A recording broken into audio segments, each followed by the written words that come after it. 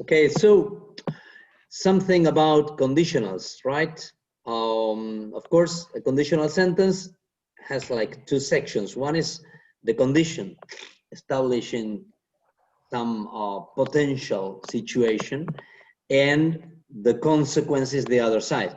You can move them, right? You can change and there's no problem. But what you shouldn't do is mix them, right? I mean, the condition and the consequence can swap places, right? No problem with that. When we talk about conditionals, basically we have a wide variety, but we can make a difference between real situations and unreal. What is unreal is imaginary, right? Real situations are situations by definition that are probable or that usually happen, yes? So you set the real conditional using the present simple in general, right? So for example, you can use it to describe something that usually happens, or you can use it to predict a future implication, right? To connect with the future. When you just describe, like for example, when you're talking about the rules of a game, you use what we call the zero conditional. Zero conditional uses present in the condition and present in the consequence.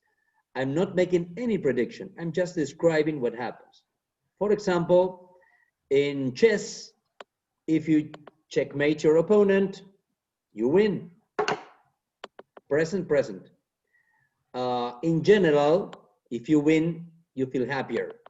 And if you lose, you have to learn something.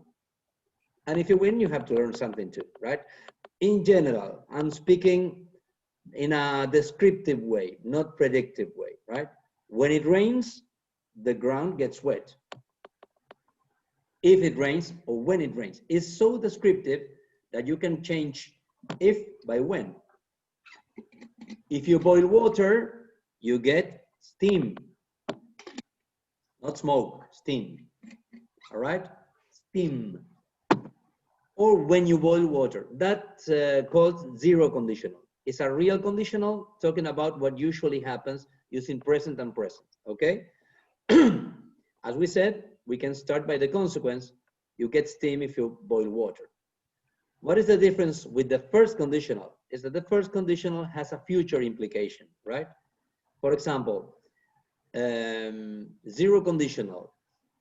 If you cross the street with the red light, you may have a problem. Yes, in general, you have a problem, you are in danger. But first conditional, if you cross the street with a red light, you will have a problem. I'm predicting, right? I'm not describing. I can also use will or won't and other things, like, for example, if it's cold, take a taxi. Yes, you notice that I use an imperative there, right? If it's cold, take a taxi. Okay. If my team wins, I will celebrate. That's a future implication, right? Okay, but if we lose, I won't celebrate. Okay, all right. And you can also say, if it's cold, you can take a taxi. You take a taxi, or you can take a taxi. So this is about real conditionals in general. Zero conditional, description. First conditional, prediction. Okay. Apart from that, we have what we call unreal conditionals.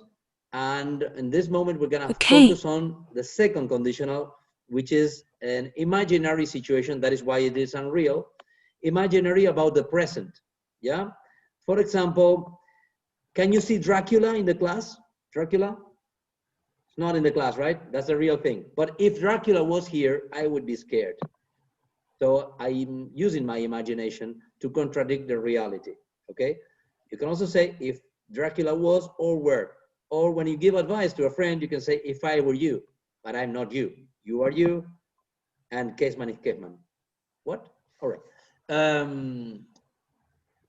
And you can also use it for hypothetical future, something that you consider that is really unlikely or impossible, let's say.